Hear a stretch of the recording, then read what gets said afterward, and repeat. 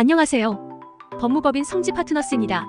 우리는 아동학대를 방지하고 예방하기 위해 노력해야 합니다. 이를 위해서는 학대 가능성이 있는 가정이나 환경을 식별하고 인식하는 것이 중요합니다.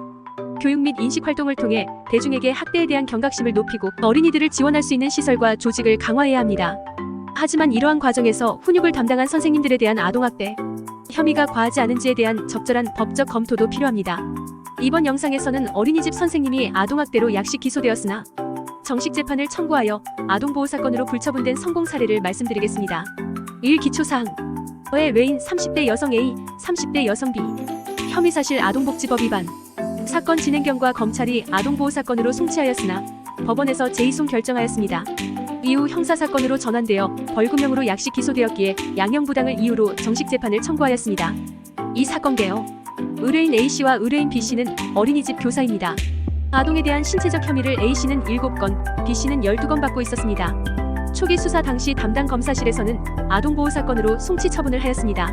아동보호 사건으로 송치된 것은 사안이 경미하여 형사처벌은 과하다고 결정된 것입니다.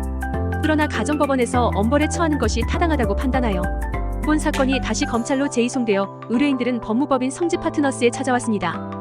의뢰인은 아동보호 사건으로 송치 결정을 받아 좋은 결과를 기대하셨으나 가정법원의 뜻하지 않은 결정에 많이 당황하였습니다.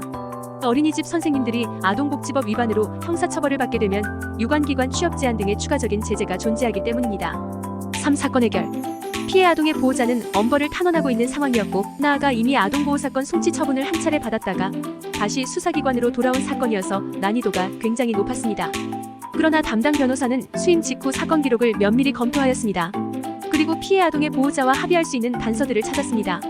피해 아동의 보호자와 여러 차례 협의를 통하여 설득 과정을 거쳤고 최종적으로 원만한 합의에 이르렀습니다. 사성지 파트너스의 솔루션 본 사건의 경우 사안이 상대적으로 경미하였습니다. 하지만 피해 아동의 보호자가 상당히 격앙된 상태에서 엄벌을 탄원하였기에 피해 아동의 보호자와 원만한 합의를 이끌어내는 것이 관건이었습니다. 법무법인 성지 파트너스에서는 다수의 관련 사건을 맡아 처리해본 경험이 있는 변호사가 사건을 담당하여 합의가 될 만한 지점을 정확하게 찾아내었고 신속하게 합의를 진행하였습니다. 해당 사안이 형사처벌이 이루어지지 않도록 아동보호 사건 송치 결정을 다시 이끌어내었고 의뢰인 A씨는 불처분, 의뢰인 B씨는 수강명령 처분을 받았습니다. 결과적으로 의뢰인들은 다시 어린이집 교사 생활을 할 수 있게 되었습니다. 이상 법무법인 성지 파트너스였습니다. 감사합니다.